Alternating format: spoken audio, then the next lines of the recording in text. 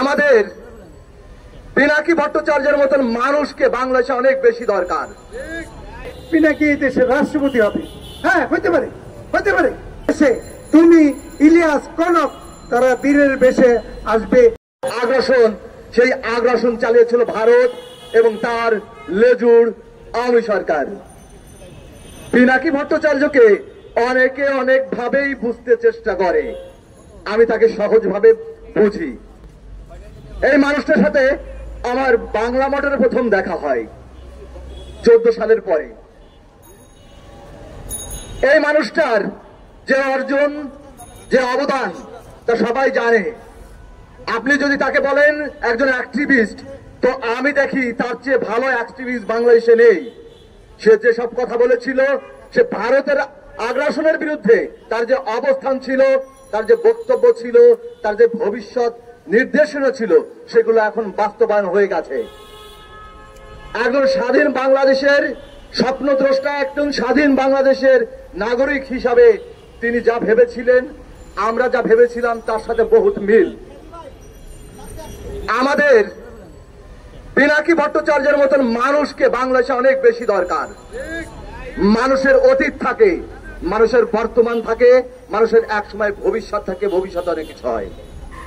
কেউ কেউ নানা রকম ট্যাগ লাগাতে পারে, কেউ আমাদের অনেকেরই জীবনে অনেক কিছুই আছে, কিন্তু বাংলাদেশের স্বার্থে যেই আমি একজন ডাক্তার, পিনাকিকে আমি কালকে বলেছি যে তোমার যে অবদান এই গণ অভ্যুত্থানে, এই স্বৈরাচারী সরকারের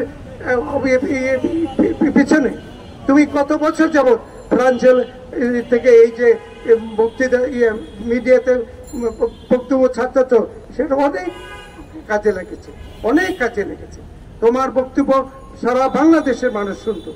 এবং তুমি একটা যে কাঁঠাল রানীকে যে যাকে বলতা, সে কাঁঠাল রানী তোমারে তাতারাইছে, কিন্তু কাঁঠাল রানী আর দেশে নাই।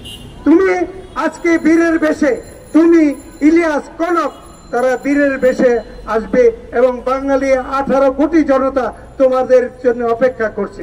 আর ফারুক হোসেন যেটা বলল যে বিদেশি মন্ত্রণালয়ের যে দায়িত্ব দেওয়ার জন্য, এটা অত্যন্ত তার জন্য, পিনাকির জন্য এটা খুবই ছোট ব্যাপার। পিনাকি এই কিছুদিন আগে একটা পত্রিকা দেখলাম যে পিনাকি এই দেশের রাষ্ট্রপতি হবে, হ্যাঁ হতে পারে, হতে পারে। সে যে এই আন্দোলন, এই স্বৈরাচারের পতনের জন্য সে যে ভূমিকা রেখেছে, সেটা অতুলনীয়, অতুলনীয়। আপনারা মিডিয়ার লোকজন, আপনারা লিখবেন, আপনারা বলবেন যে পিনাকি কি বলে কনক এদেরকে অবিলম্বে নিয়ে আসতে